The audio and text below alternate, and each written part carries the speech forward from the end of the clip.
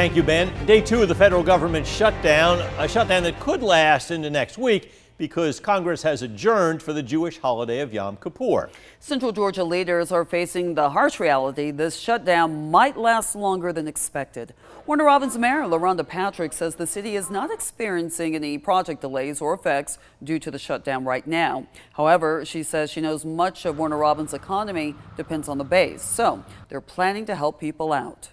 We are relaxing some of our policies when it comes to the payment of utilities fees. For individuals who are late or not able to pay because of the federal government shutdown, they will not be impacted. Mayor Patrick says the city will waive late fees and delay utility cutoffs for federal government employees and their families, since many of them won't be receiving paychecks right now. The federal government shutdown pushes on. No new votes are scheduled for today. The longer this goes on, it gets more likely some federal workers could be laid off. Erica Brown has the latest from Capitol Hill.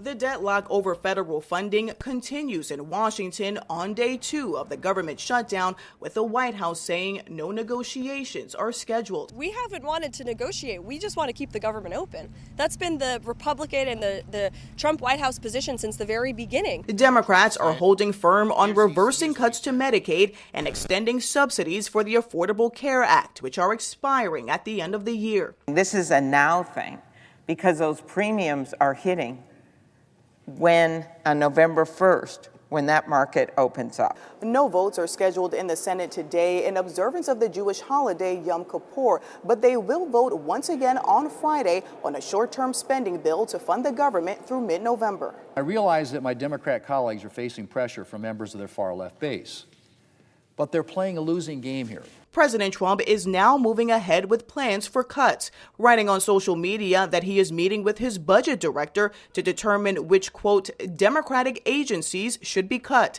In a call with Republicans Wednesday, the White House also warned mass layoffs could come soon. It's likely going to be in the thousands. It's a very good question, and that's something that the Office of Management and Budget and the entire team at the White House here, again, is unfortunately having to work on today. The union representing federal workers is suing to stop the layoffs.